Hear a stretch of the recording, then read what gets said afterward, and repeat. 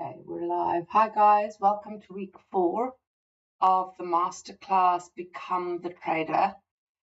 Everything looks pretty good.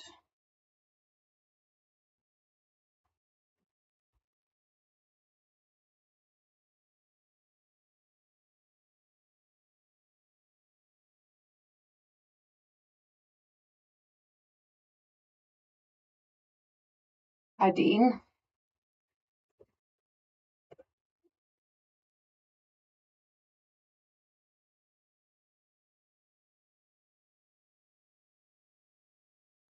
Okay, so we're going to kick off. Got quite a big session today. It's a really important session. So we're week 4 into the 12-week program. I hope that you are starting to feel some change, some shift. So far, we've just set the foundations. And when I look at what's coming up, it's quite exciting because we now start to build on everything we've done and it starts just growing exponentially. So any shifts, feelings you've had of improvement, changes in the way you kind of approach your trading, shifts, positive shifts, those are all going to start to just kind of compound from here on out. So it's very exciting. This is a very important session today. The way I've put this together is that I feel at week 4 you've done enough of the groundwork that we can approach this topic today because it is big. We're going to really be dealing with some beliefs that you probably hold over yourself and over trading. So it's a big session. Have a notebook, take notes. This is kind of the jumping off point for everything we do going forward. This is really big. So I just want to recap where we're at. You're busy doing your mirror back testing that we went through last week. And you've got another 2 weeks to complete your back testing and your mirror back testing. So that's the good news. Next week, we're doing a lot more technical finishing off process and working more on this stuff. And after that, we're going to start an actual live challenge. So we're going to be putting everything we've done so far live. And then the sessions will be continuing, but also dealing with the outcome of your live trading, because we need to put everything you've learned into practice and then see what comes out from that. It's really important to finish the entire process. I have seen people that perhaps get to where you're at now, they start seeing a few shifts and then they go off. You never hear from them until they've blown an account in 6 months' time or 3 months' time, and they're kind of back at the start. You must finish the process. As I've said from the start, this whole program, Become the Trader, is about making you a professional trader so that you can build a trading business. We don't want boom and bust. We don't want lucky trades. We don't want to fund an account or to qualify an account through luck and then be back at the start. Once you fund an account, you don't ever want to lose it again. You don't want to be blowing accounts after this. This is about just continually growing and getting better. It's not boom and bust. That's not what we're about. So mirror back testing is in progress. You've done your simple strategy. You've simplified your strategy into very clear rules. You've created a checklist to support that strategy as you're trading. You've completed, hopefully, your first backtest sample.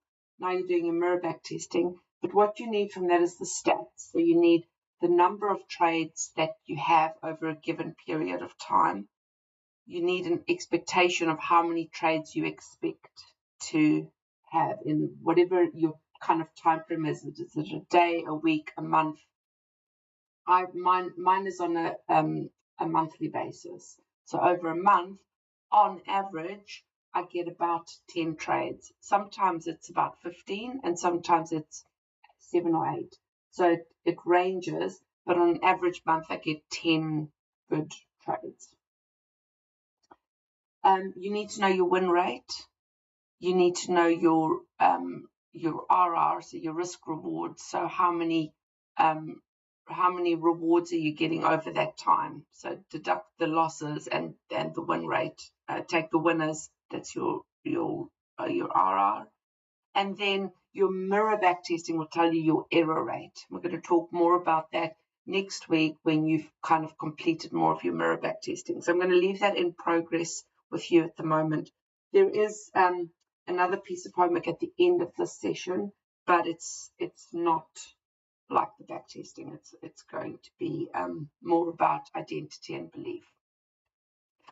I just want to, before we kick off today's session, I just want to give you just talk about where you might be at the moment, because what we're doing here is growth and transformation. We're growing you into the person you need to be, into the person you already are, but you just haven't discovered that person yet, or they're a bit hidden. And we need to make you that person, grow you into that person so that you can be the trader. So trading is not about knowing more technicals. It's about growing yourself into someone that can be the trader. And as we're making this growth and these transformations, the way you used to be, you used to have certain things that motivated you. And as you grow, you sometimes outgrow those old motivations. They just don't become as relevant anymore. Your beliefs shift. And so you detach from your old motivations. But you haven't yet found your new motivation. So you're kind of in limbo. You're in the process of growing. And that can lead to some great days where you're feeling really kind of everything's growing and there's lots of aha moments and you're feeling the transformation, and it's just like there's just explosions, should I say, in your brain constantly, where you're making these new connections. Your brain's making new beliefs, new connections. But you can have days where you slump and you struggle to find the motivation. And that's because you're just between these two phases. You've outgrown your old motivations. You haven't found your new ones yet. That's normal. And you need to trust the process. So what trust looks like, and this is what we kind of do work through the rest of the program. We will end up with a complete solution at the end, which is everything. It's your trading, your process, your system, and yourself. But and we'll talk about trust in a future session in a very deep way. But what trust looks like is it's very peaceful, it's very quiet, it's a lot of rest related to trust. And as I said in, I think, the very first session, rest in this process is really important, because that's when your default network mode of your brain is actually making new connections. That's when creativity happens, when you solve really big problems. It's actually when you're resting, you're doing nothing. And trust, that's what trust looks like. It's easy to do that when you trust the process, you trust yourself, you trust that it's going to work out for you, you trust that everything will come together. When you lack trust, it's very difficult to have quiet time, because we are trained in everyday normal life. Being busy and doing things is how you get ahead. But when you don't trust a process, you will also overwork. You'll overthink, you'll overanalyze, you'll overdo, you'll feel like you need to constantly be doing stuff. And this lack of switching off your brain is a symptom of not trusting the process. You feel you need to be there to control it and make it all happen. So you do need to trust the process. At the same time, you need to do the work. You need to do your mirror back testing. You need to do your back testing. You need to get your rules clear. You need to do the work, but it's finding that balance and doing the right kind of work and not just doing whatever you can. You need that downtime, that rest time, and that also comes with trusting the process. So that's just something for you to take away and think about. How are you behaving at the moment? Are you lacking a lot of motivation, and are you overworking, over managing, over controlling, over trading perhaps? it is a symptom of lacking the trust. So you need to also try to just trust this process. Everything will work out. We're only into week 4. We've got another 8 weeks after this. There's a lot coming. It's big. Now, let's get into today's session. Just check everything is still working.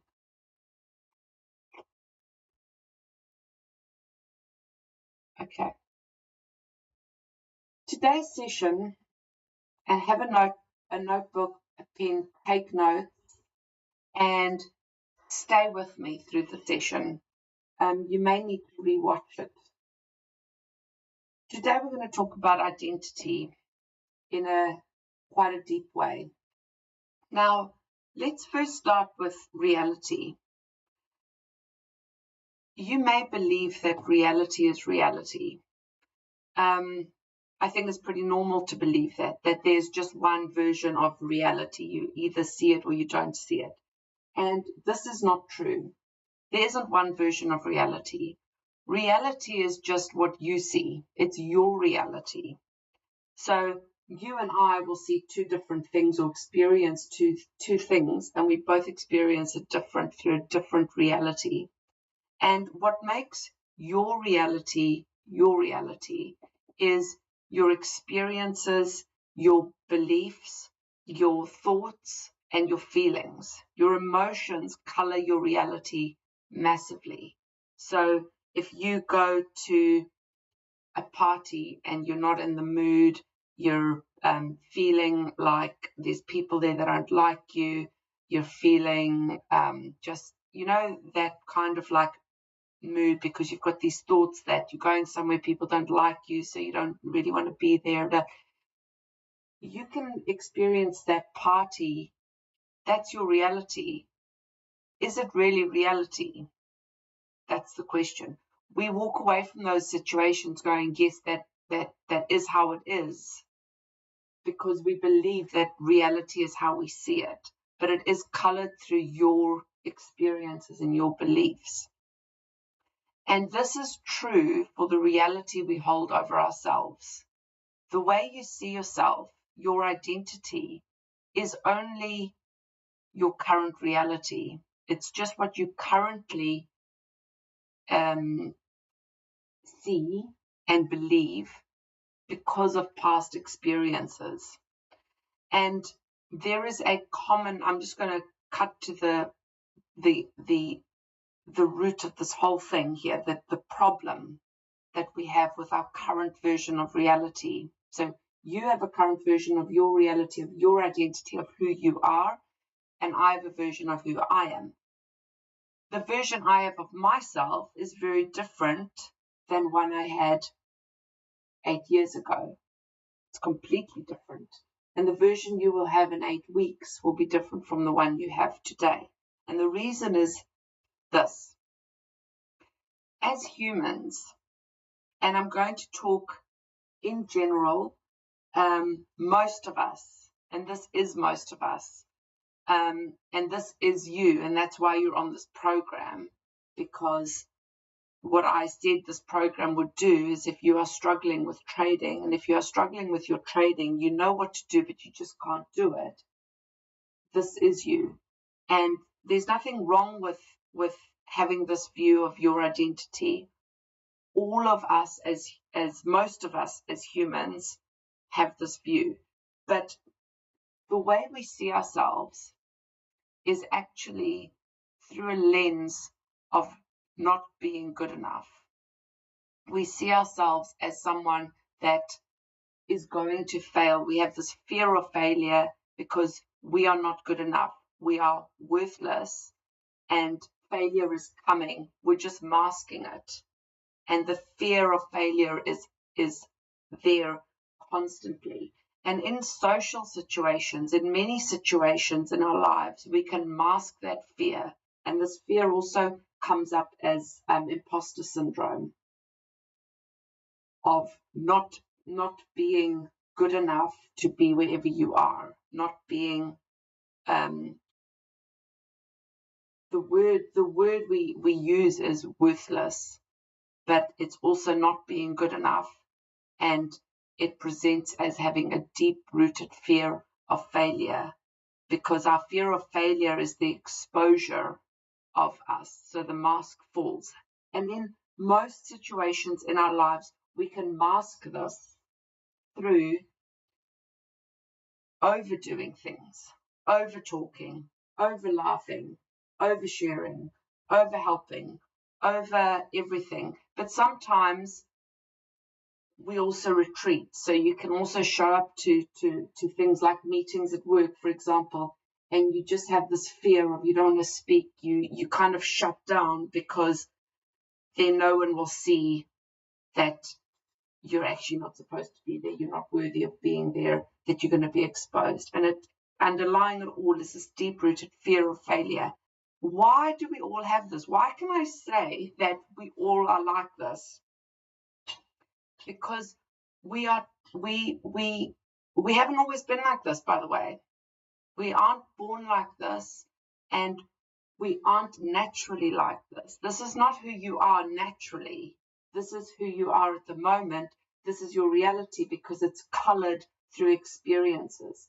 And what most of us have as shared experiences is at a certain age, let's say it's about 5, you leave the safety of your home and your home environment. And it doesn't matter what that home environment was like, even if it wasn't a good home environment, it was safe to you because it was known. It was a known home environment. So whether it was good or bad is irrelevant. At the time, at that 4-5-year-old little self, that was a known environment, and known environments are safe. We're not talking about the other things, whether your family fought a lot or whether it was a healthy environment. It's not about that. For your identity, it was a safe, known environment. That's what made it safe. It was known. We then went out into the world. We were sent to school, and this is society. And what society does is it starts to judge us. School judges us, teachers judge us, peers judge us. You're either in that group, you're not in that group. This day they'll play with you, that day they won't play with you. The teacher reprimands you for certain things. All of these cues, and we've had thousands and thousands and thousands of them over the span of from the age of being 4 or 5, whenever you went to school, through or left the home, being just at home, through to, end and into adulthood, it doesn't change.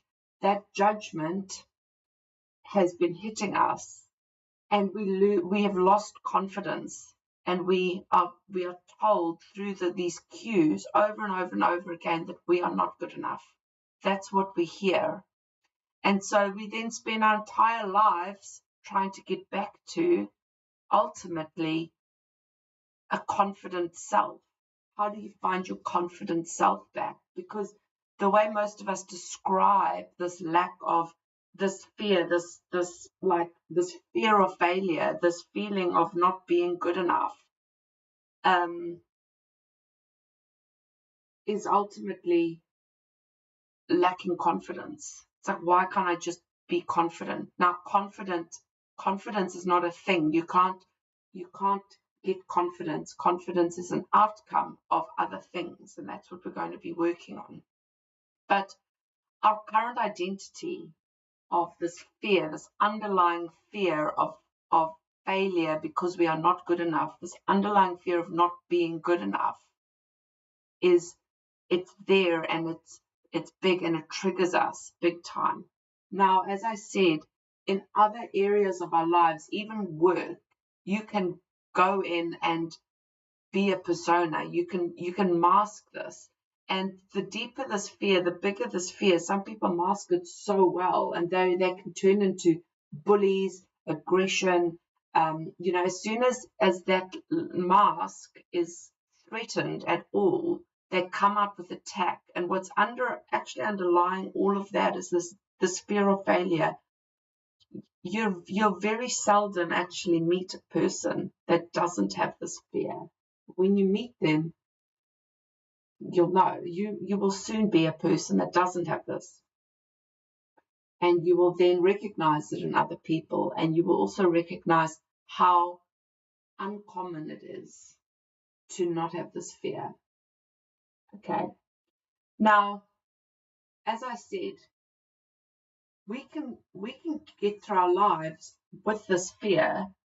Okay, sometimes we feel, a bit of imposter syndrome. Sometimes we feel that discomfort in situations. We can mask it. We can get by. We can live great lives. It's perfect. But what happens when we trade is that every trade, because every trade is uncertain, every trade triggers that part of our identity. It triggers our underlying fear of failure completely.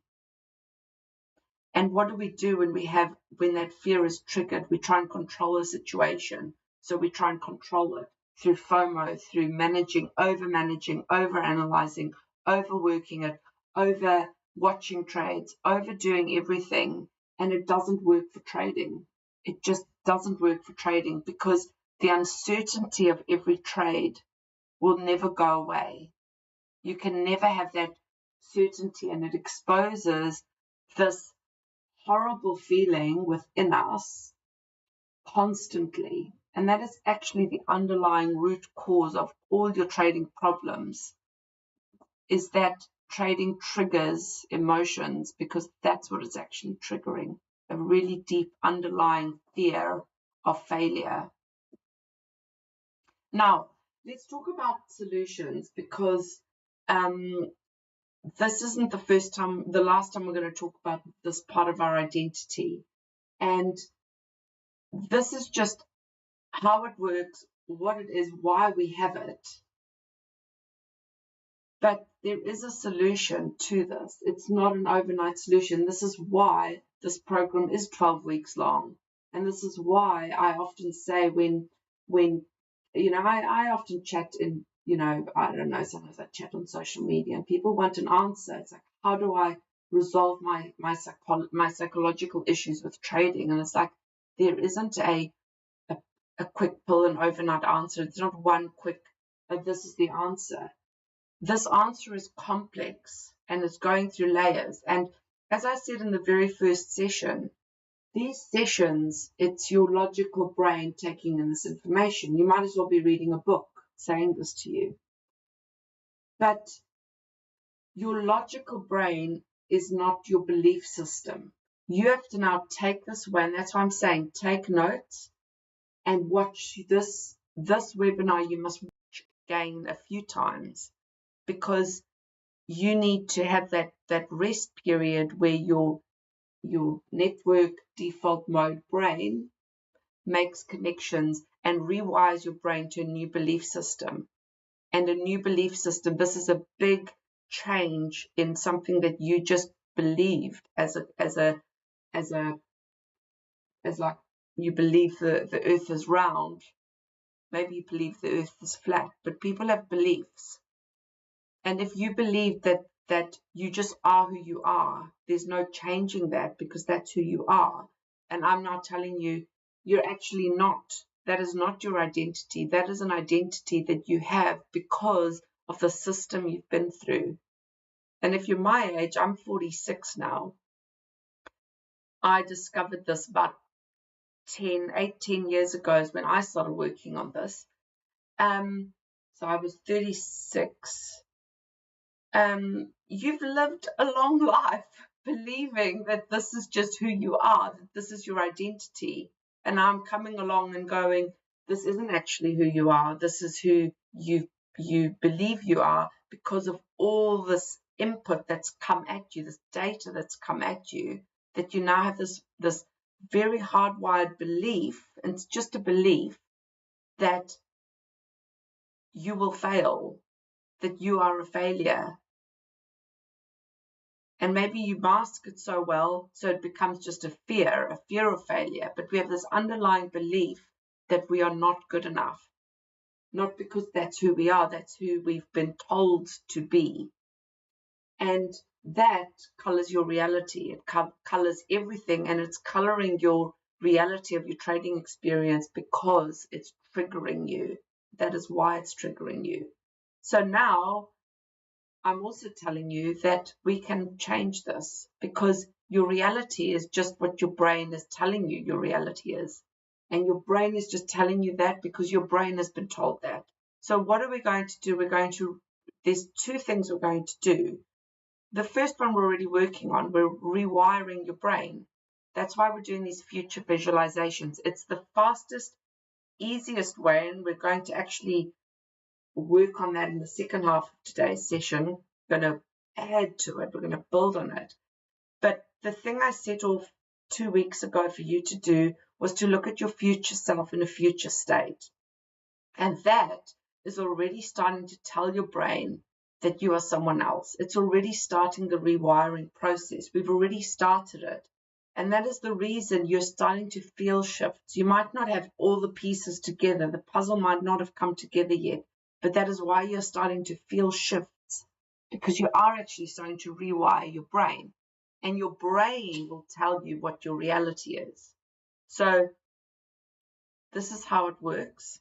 And we're going to work more on that today. We're going to make it even more powerful, because at the moment we're having to go through the rewiring process. Once your brain is rewired, it takes care of it all. It's done. Okay.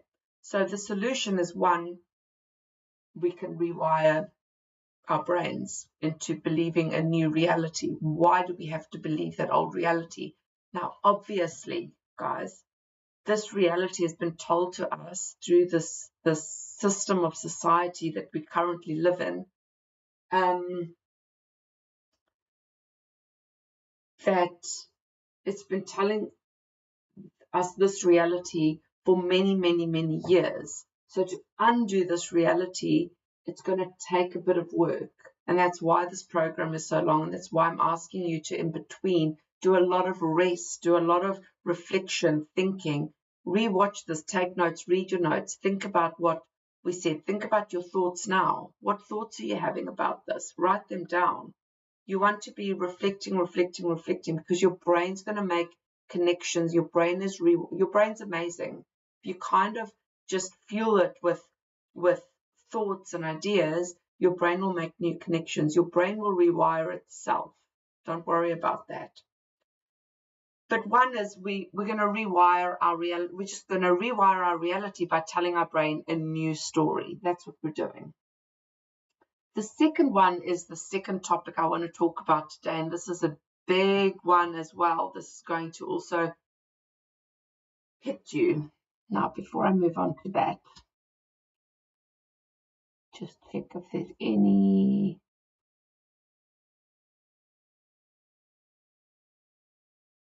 questions. Is everything super clear so far?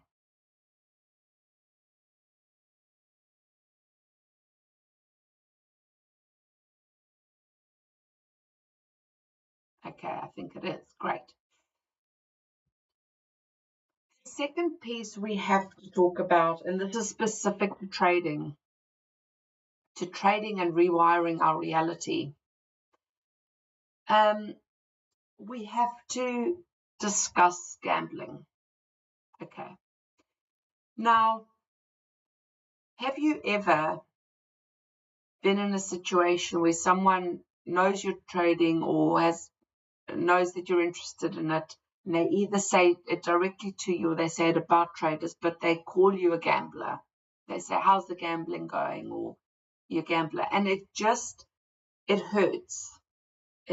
And that is a direct hit on our identity, because as traders, we want to feel and believe that we are doing something that is intellectual, that we have studied the markets, that we know about trading and different instruments, and it's a profession, it's a serious, the market's a serious business, and then someone's calling us a gambler.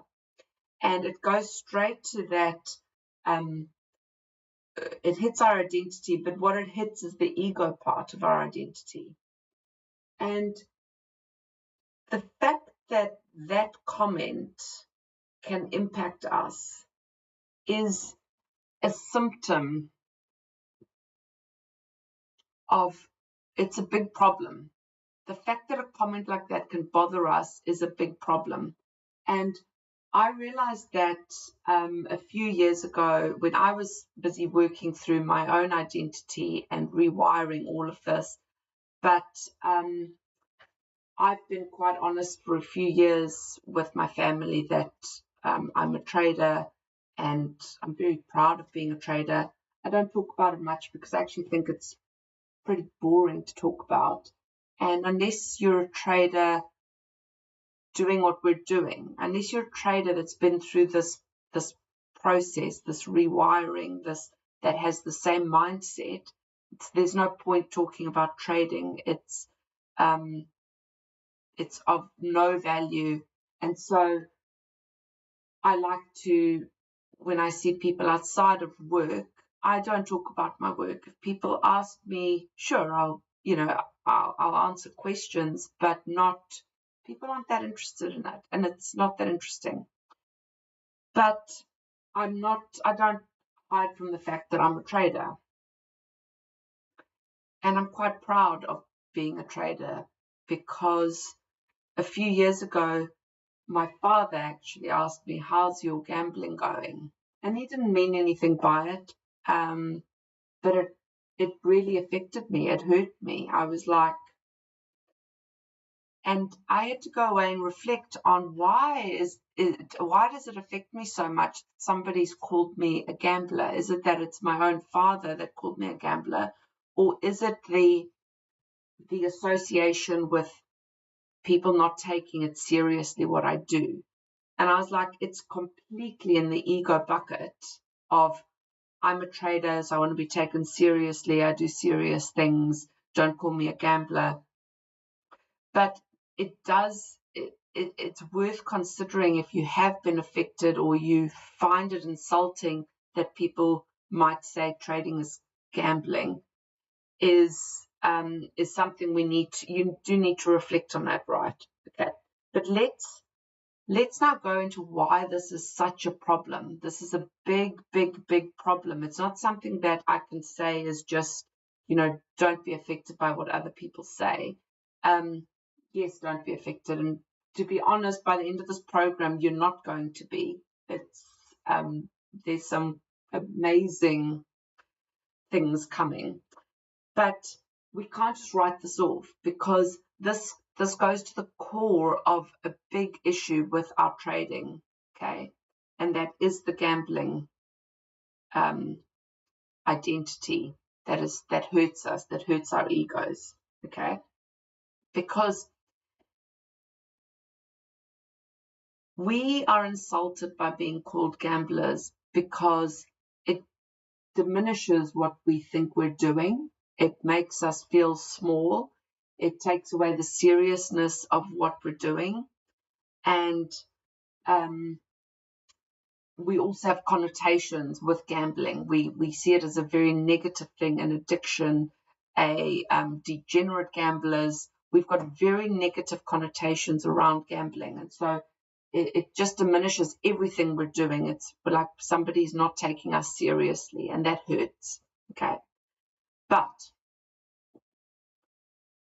when we take trading seriously, when we believe, and the reason being called gambler hurts is because we have a belief that we're not gamblers. We're doing something serious.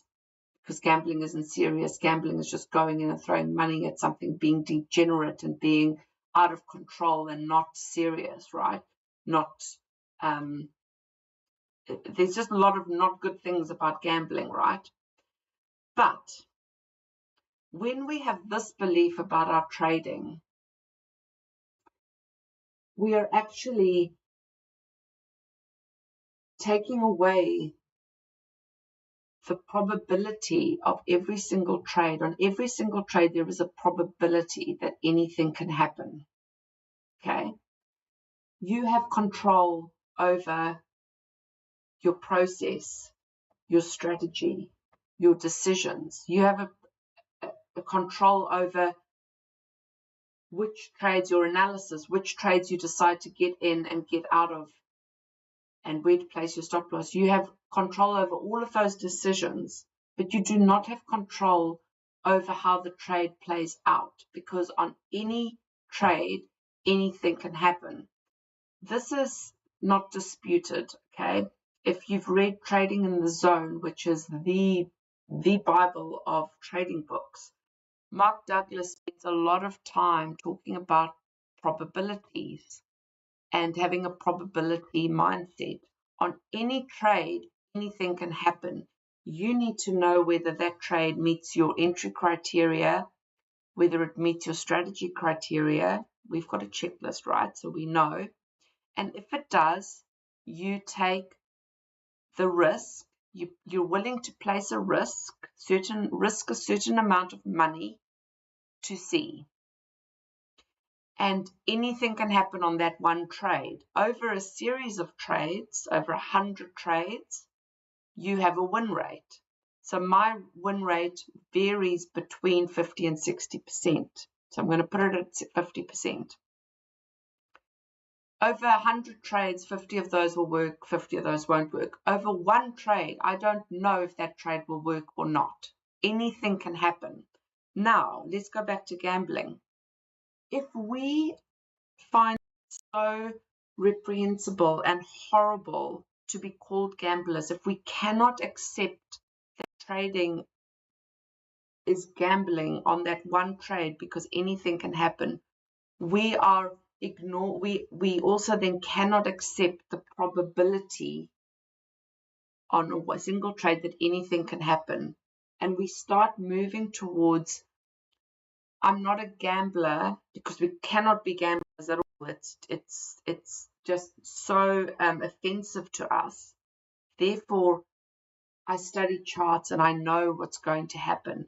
And when you have that belief, it might not be conscious. You might consciously be going like anything can happen, but because you're so offended by being a gambler, you don't actually believe anything can happen, because that is gambling. To not be a gambler, you will know what's going to happen. And therefore, when your trade sets up, your belief, your underlying beliefs, remember, your beliefs happen at a subconscious level. Your belief is that you know what is going to happen. And then when your trade doesn't play out, it triggers you, because it's triggering you just like someone calling you a gambler. You might not see the connection, but it absolutely is. And there is an issue with being triggered by being called a gambler, because you are then rejecting the very core principle and the foundation of trading is that on any single trade, anything can happen.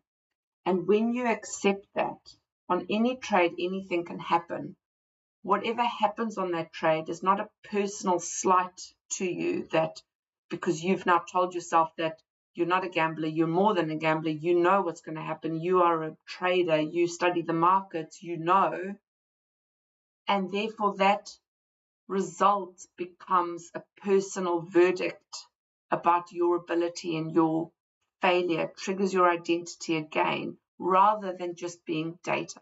It should be data and feedback into a data system on your probability statistics, on your records. It should just be a data point. It should be information. Maybe it changes your hit rate. Maybe it changes your win rate. Maybe it adjusts something. Maybe it's data for you to do something with. But instead of seeing it as data, we're seeing it as a verdict on ourselves, and it's hitting our core problem that we have, which is that we have this fear of failure. And when you've set yourself up that you are not a gambler, you are a trader, you're telling yourself that you know things, and you don't know anything past your process and your decision making to get into a trade. Once you're into a trade, you can't do anything about that trade. You're now just let it play out. There's nothing you could do. But because it's triggering this verdict on yourself, this fear of your own failure, this this, it's saying something about your worthiness again. You're going to get in there and you're going to want to control it because you cannot accept any result other than being right. And your brain will tell you to do whatever it can to control the situation. This is what is happening. Okay, so let's talk about gambling again. Is trading gambling? You are not a degenerate gambler. You are not just throwing going all in on black and red. You're not that kind of a gambler. Your idea of a gambler is colored by your reality of what you know about gambling, your beliefs, okay? You are not a degenerate gambler, but you are in the business of gambling. Now, do you know who else is in the business of gambling? Huge corporations that go and set up casinos because they know that over a series of this many plays over a year, the house will win. And they're willing to put multi-million-dollar bets on that business, that business will be profitable. You are in the business of gambling. You are a professional gambler. You are in the professional gambling business. And I want to point out the word professional. There's a huge difference between a professional gambler and a degenerate gambler, and you need to identify the difference and understand what bucket you're in. But you need to accept that on any given trade, trading is professional gambling, because you have to believe that to accept the probability of any trade, and you have to accept that the probability of any one trade is that anything can happen. You're just there risking something to find out, because this entry can look like another entry and this one works and this one doesn't. That's how it is. You cannot analyze your way into 100% win rate. You cannot analyze your way into being right. And that's why there's no point many times talking about trading with people that don't trade how we trade. When I say we, how you're going to trade in the future once you finish this program. Because most people, the way they want to talk about trading is, oh, what do you think gold's going to do? What's happening on this? How the market's doing? It doesn't matter. You do not know. You don't know what gold's going to do. You don't know what the market's doing. You know nothing other than your setup, your trade, your entry, your stop loss. That's what it is. And so when we sometimes, with our identity, have this underlying fear of failure, fear of not being good enough, the mask we put up can also include a mask of knowing stuff, of having studied the markets, of this mask is ego. Ego is just a mask for identity. It's just a mask. It's just a front. And when your ego gets dented, threatened, your real identity runs the risk of being exposed. And that's why we put up these egos around us, these egos of having studied the market and knowing more than other people and this and that and that. It's not important. It's so useless, and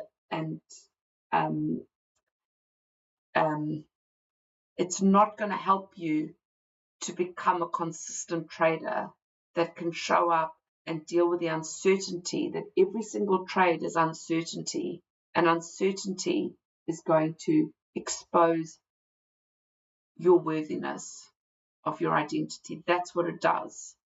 And to be comfortable in uncertainty, you have to have such an amazing core identity of who you are. And that's what this program is going to get you to. But these are a lot of big things for you to take away and think about. I hope you've taken notes. These are big beliefs, big challenges to your current belief structure. But these are the things you have to start working through to go, what do I really think about that? And you've got to find, your own belief about this. If you just cannot bring yourself to believe these two core things, one is that our masked identity without any work is one of failure, of fearing failure, of feeling that we're not worthy. That's our deepest fear that we have, that we're not good enough. And secondly, that our egos are very dented when it's suggested that trading is gambling.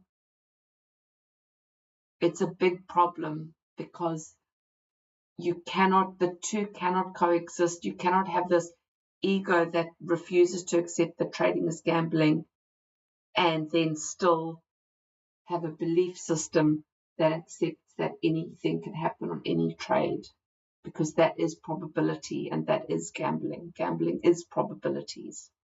But obviously we're professional gamblers. We're in the profession, we're in the business of gambling. We are not degenerate gamblers. So you need to work this through over the next 8 weeks. We're going to touch on this again and again. As I said, everything starts to build from here. We're going to get exponentially start building, start growing, start breaking down beliefs, start rewiring. Okay. So I want to spend the rest of the session on our next exercise. So you have already, before I get into that, let me just make sure that there's no questions. Okay.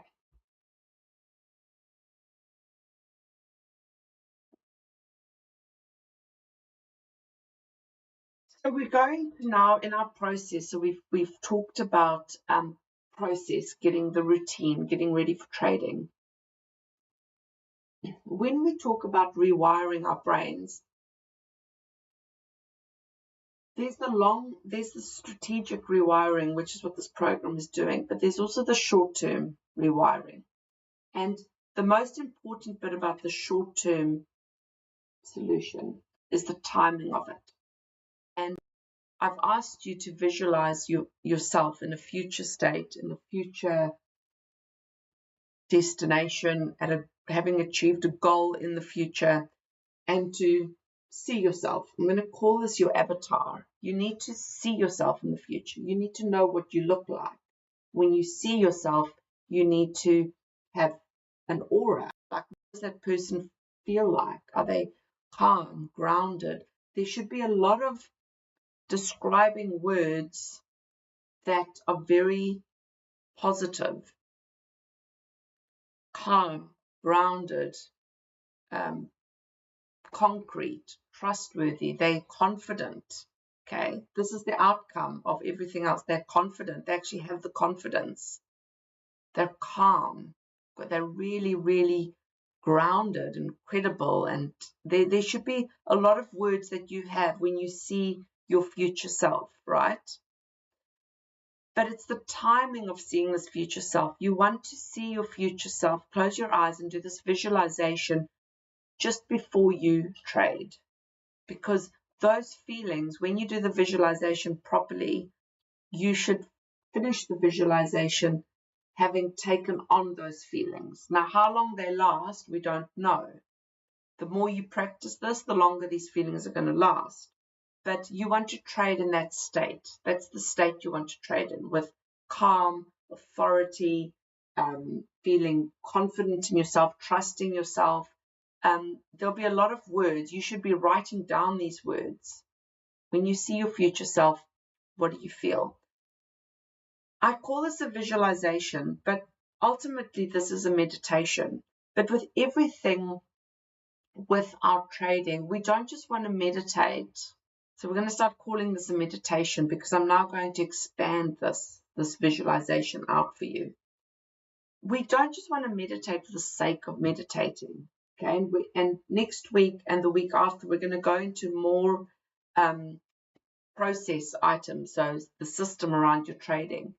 And you're going to see how specific everything needs to be. Far too many traders, and I see this all the time, just do stuff because they believe they should be doing stuff, but a lot of it's just wasting time. It's futile. Everything needs a purpose. Everything you do needs to have a purpose. We're traders. It's very precise, very specific. It's not just a big kerfluffle of activity. You need to do far less, and the stuff that you do need to do needs to be very specific for a purpose. So meditation, we're not just meditating for the sake of getting some zen. You're not just going to sit there and go zzz and just to calm down. We want to be very specific about what are we meditating to. And when you hit that goal, that's when your meditation ends.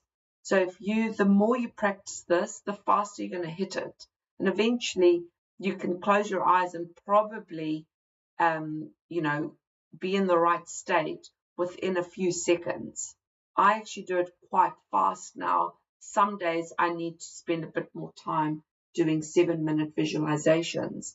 But if I've been doing this consistently for a number of days, I can sometimes just get into the state I need to be in very, very quickly. So it has a compounding effect.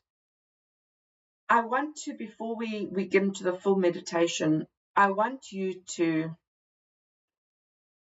take yourself back to when you were 5. Okay, we've talked about identity and we've talked about how your identity changed. So let's go back to before your identity changed, because it's important to go back and revisit who are you really? And your authentic self, your real self, was probably last seen when you were about 4 or 5. And I want you to just, for a moment, close your eyes and go back to when you were a carefree kid in your home environment, whatever that environment was, and what were you like? This is the version of you of when somebody said, can you sing? You said yes, whether you can sing or not now. As adults, someone asks, can you sing? We judge ourselves. We're like, well, I can hold a tune, but I can't really sing, or no, I can't sing, no, I can't, or no, there'll be qualifications because we judge ourselves. We judge ourselves because everyone has judged us forever, and we judge ourselves because that's our identity now, is just this fear of not being good enough. So you need to prejudge so someone else doesn't go, well, you're not actually a good singer. I've already said I'm not a good singer, so that's cool. Going back to when you were 5, someone asked you, can you sing? You said yes, because you can sing. The reality is you can sing. It's just that now we've got judgments about how good it is, and someone's going to judge you, and it's going to bring up your failure in their eyes. Okay, so park all of that. Go back to when you're 5 and someone asked, can you sing? You said yes. I want you to just stay here for a minute with your eyes closed and really remember 2 or 3 specific. Just remember one for now, then we'll expand this out. Remember one specific incident where you were just so carefree.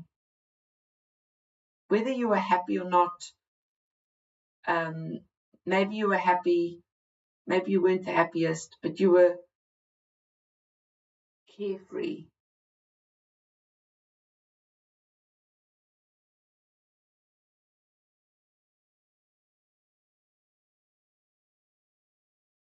You didn't really know what external judgment was. You would, what kinds of things did you do? I mean, I myself, I made up little songs. I was a terrible singer, but I sang all the time, and I made up little songs, and they entertained me greatly, and I didn't care who heard them or who didn't. I would just walk around the house singing these little songs. My older sister told me all the time, like, stop singing, you can't sing, but it didn't bother me. Like siblings don't really bother you. Family things don't bother you too much. The real hit to our identity is outside of that. It's judgment from people we don't really know. Really knocks us. But within a family life, you could really, you and your siblings, if you had some, you could really give it to each other without too much worry. But I need you to have a real good visualization, and this is probably an exercise you need to take away with you. So write it down as an exercise, is that you need to have a clear memory of what you were like before you went out into the big bad world. That is your authentic self. That is the last time you probably were your authentic self. And we spend the rest of our lives trying to get back to that, because that is the carefree, confident, can you sing? Yes, I can. Can you do whatever? Can you run? Yes, I can. You'd give everything a go, whether you were good or bad, whether you would fail or not fail, you'd give it a go. That's the memory you need to get back to, okay? That's yourself. And it's kind of sad, actually, that we were that young when we were lost ourselves without judging ourselves, okay?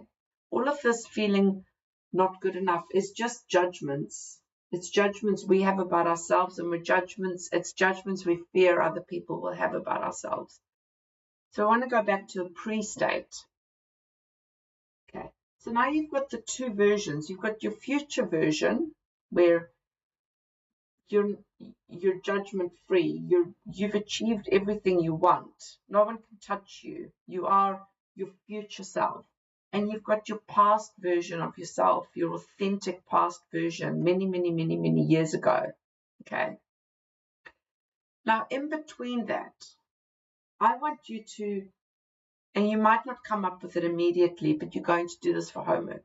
I want you to come up with a time in your life, so an experienced situation, and it should be fairly long ago. If it was like yesterday, it's not going to be powerful enough. But I need you to find, and this can be hard to find, and you're going to be surprised how few times there are in your life. I have one, and I cling to it. It's so vivid to me. And when I work privately with coachees, we explore this together. We explore your situation together, but you're going to have to go and do it by yourself.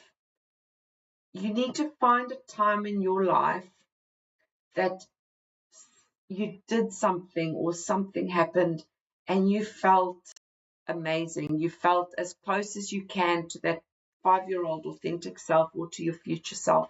It needs to be a moment that you did something, you felt good about something. It can be as small as you got chosen for a team, or somebody invited you to something, or you did something you thought you couldn't do, or it needs to be something where you felt proud, confident, like you could do anything, where you felt amazing, where you trusted yourself, where you were like, wow, look what I could do. You felt like if you were to walk down the street, you'd be like, yep. You felt really good about yourself. I don't care what situation it was. Maybe it's like, when you arrived at the club, you're like 20 and you arrived at the club and you had good clothes on and you felt good and you were like, maybe that's the moment. There's got to be something. It can be anything. It can be something you achieved. It can be something you just did. It could be something where you just felt great. I want you to remember that moment, and I want you to visualize that moment, okay? It needs to be very, very clear in your mind. And what we're going to do in our meditation is this. We're going to go into our meditation, go to our future selves, step into our future selves. Then our future self is going to go back to our past self, our 5-year-old self. And then our future self is going to go back to the past situation. And you may finish the meditation when in your core you feel like you felt in that past, so not your 5-year-old, not your future, but your past situation. When you have that same feeling, maybe it's a song that triggers it. Maybe it's a vision that you have that you can just remember, like what this looked like, what that looked like. It's got to be something that just makes you have that feeling. When you get that feeling, your meditation's done. So you're meditating with the goal of that feeling. That is the feeling you want to start your trading with. because that feeling, eventually that's just going to be how you are, okay? But that feeling is what's going to keep you on track to follow your rules, follow your checklist, follow your thing, and stop you from getting triggered in the trades. Now, how long that feeling lasts is going to depend. You're going to get better and better and better at this as you do it every single day. For now, it's about creating the meditation, and then it's about doing it every single time just before you trade. Okay? This isn't going to fix everything overnight, because you'll probably have that feeling for a few minutes, and then you might slip back into FOMO trading, you might slip back into something, but you're going to become more aware. Awareness, all of this just builds to awareness. You're going to become aware when you've slipped off the wagon and you're having feelings being triggered in ways you shouldn't when you trade, and that's going to give you a cue to step away. That's almost like phase one. Just doing that is good enough. Just being aware of it, just watching yourself and going like, I'm FOMO trading, putting a name to it, even if you can't stop yourself yet, is better than doing it subconsciously, doing it with no thought, no awareness. Okay? It's steps, it's baby steps. And you need to be willing to work through this. You need to be willing to commit to it. In future sessions, we're going to get to everything like consistency, how to stay consistent, how to get discipline, all of these things. It's all going to come together, okay? Trust the process, trust it.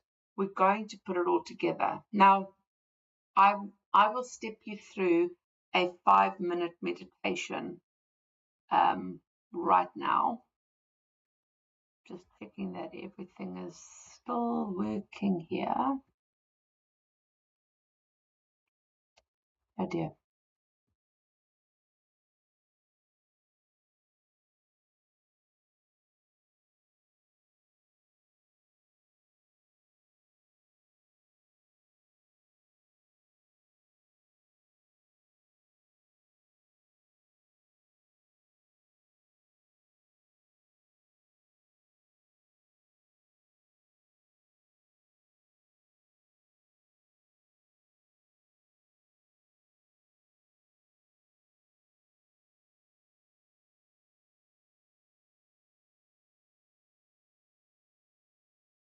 Okay, we're still streaming.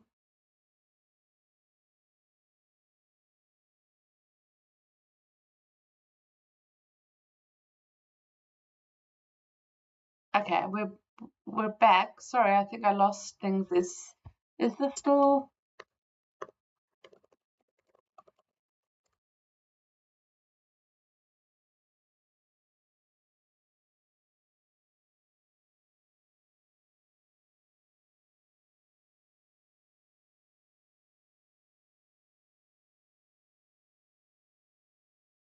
Okay. So to finish this session, I'm going to step you through a 5-minute meditation to walk you through exactly what you need to be doing and how this meditation will work. Okay, so the first thing is,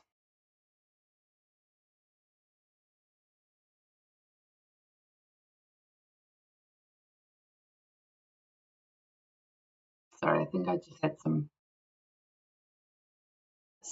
bad tech going on. Okay, meditation, let's go. So I want you to close your eyes. Just put your hands on your thighs. Just sit comfortably, and you're going to do a full body scan. So just go from your head, make the space between your eyes. Just relax that. Friendliness. You want a smile, and then just relax. So friendliness is a muscle that we're going to use in meditation. So friendliness can also be seen as feeling like seaweed. Okay, so it's like everything just passes through you like seaweed. You don't push or pull anything, it just passes through you. So if there's interruptions, if there's noises, recognize it, but it just passes through you. It doesn't bother you, it doesn't stop anything. If you have thoughts that take you off course, thoughts that aren't associated with your meditation. It doesn't matter. You just recognize them, accept them, and let them pass through.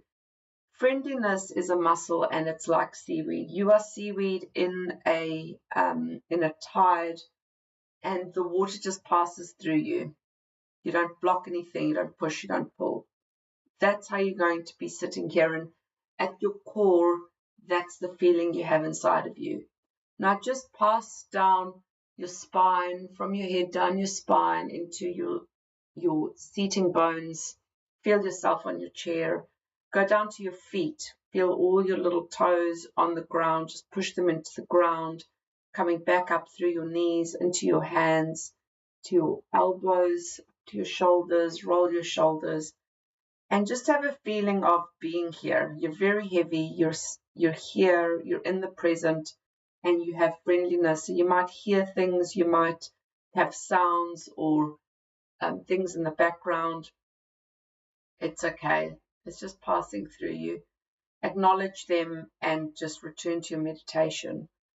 So now from here, we're going to abseil down into a cave. It's really dark down into a cave.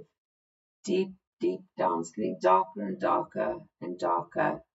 And eventually you arrive at the bottom and you're sitting there in your chair in this cave, just you by yourself.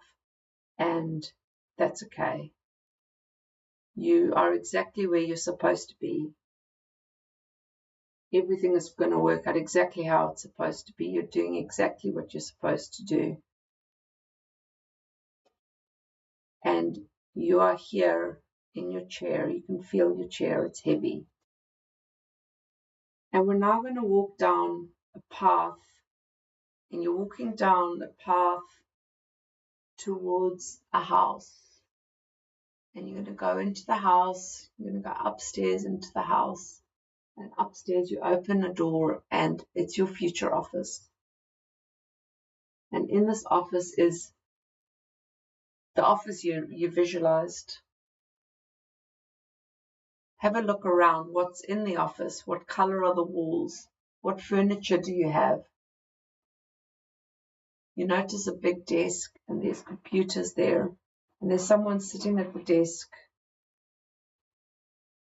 You realize it's you. But it's your future you. It's you in the future and you're trading. And watch yourself trade. This is the person who's achieved everything you want to achieve. Everything you think now that you want, they've got it. They've achieved it. And they're trading. This is their business. They're successful. They're not worried. They're just doing their job. And you're watching them trade.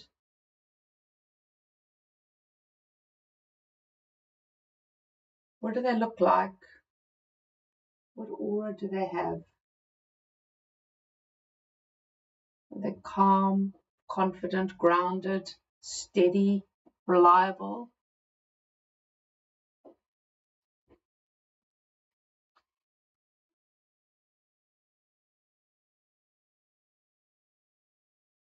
And now you step into that body. You are now your future self.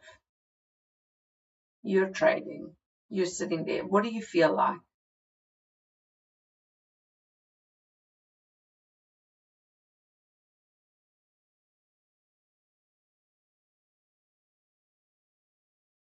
You're just about to enter a trade. It meets all your criteria. It's the perfect setup. It matches all your checklists. It's the right trade. You know your entry, you know your stop loss, you know the risk you want to put on, you know where you want to get out of this trade. And you hit enter. And now you're okay. You're willing to see what will happen. It doesn't mean anything. It's just data. Just a data point. It's just a trade. It has nothing to do with you. You have no control over this trade. It's done. You're in now. It's met all you've done the right thing. You've followed the process. You've taken it as far as you can. And just sit here. Just be okay with this moment. Okay. Now you get up and you're on a beach. You're on a beach you recognize. You know this beach. Maybe it's at a lake. And you see your 5-year-old self on the beach playing. Just watch yourself.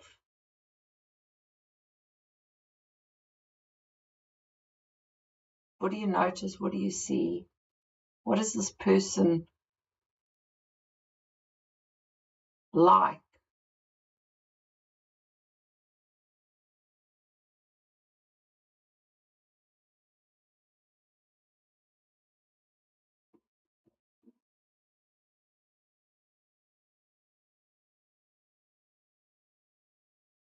And now we're going to walk along the beach. You're going to leave your 5-year-old self behind. And you see someone else coming down the beach, and it's you.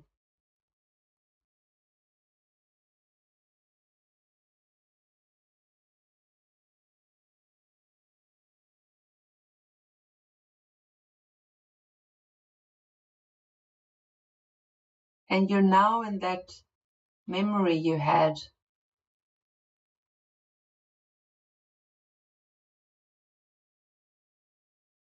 As your future self, you are observing the memory. You are watching it. What happened? What music was there? What noises were there? What were you wearing? What day was it? Who was there? Remember all the details. Remember as much as you can about the situation. And now as your future self, feeling calm, confident, step into this past memory and relive it. Okay. And you're going to relive this memory. You're going to stay in this memory. Just start it again. Start the memory again if you can't feel it. Start it again until you feel that same feeling you had. It should hit somewhere in your belly, in your chest. And when you have that feeling, open your eyes.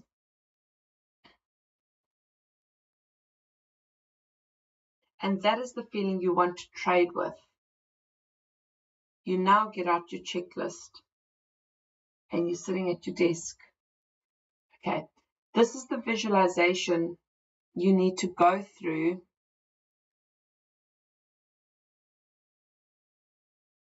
before you trade. Now, I think that was 5 minutes. You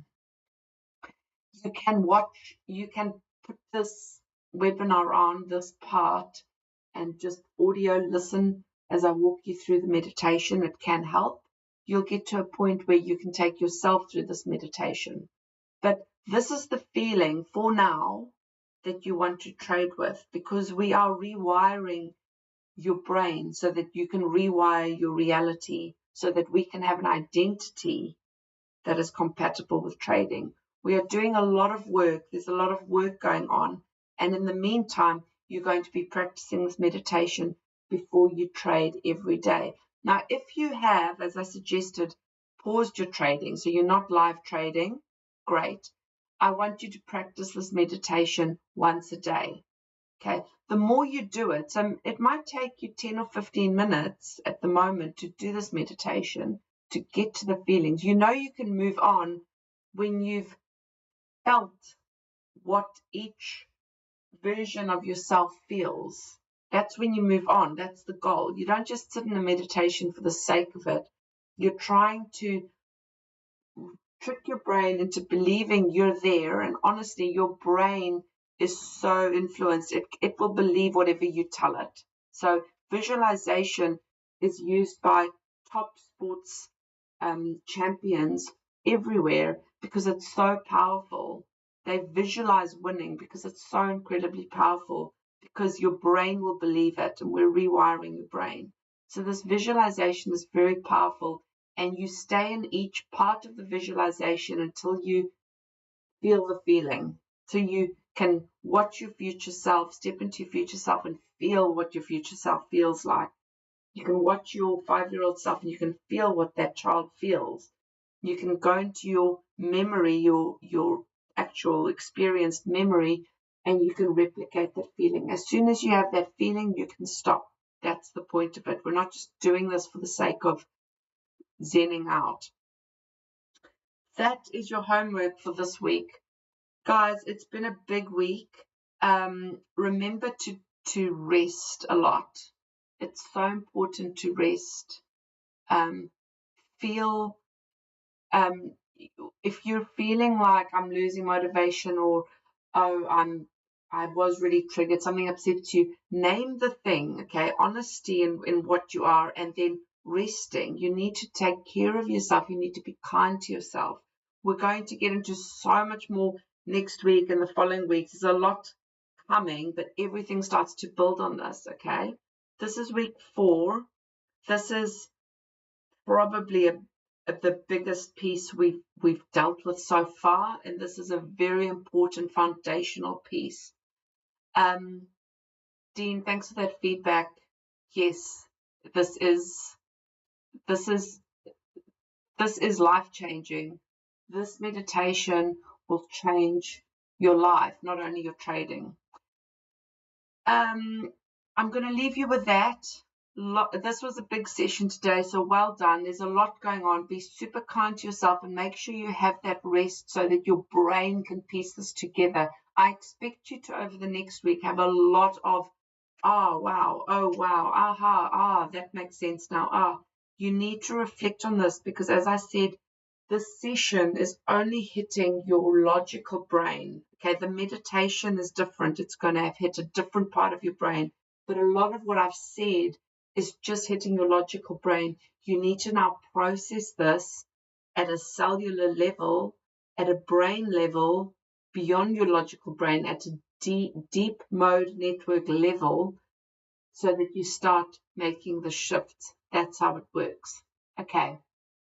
I'll see you next week. Thanks for joining, and have a great week.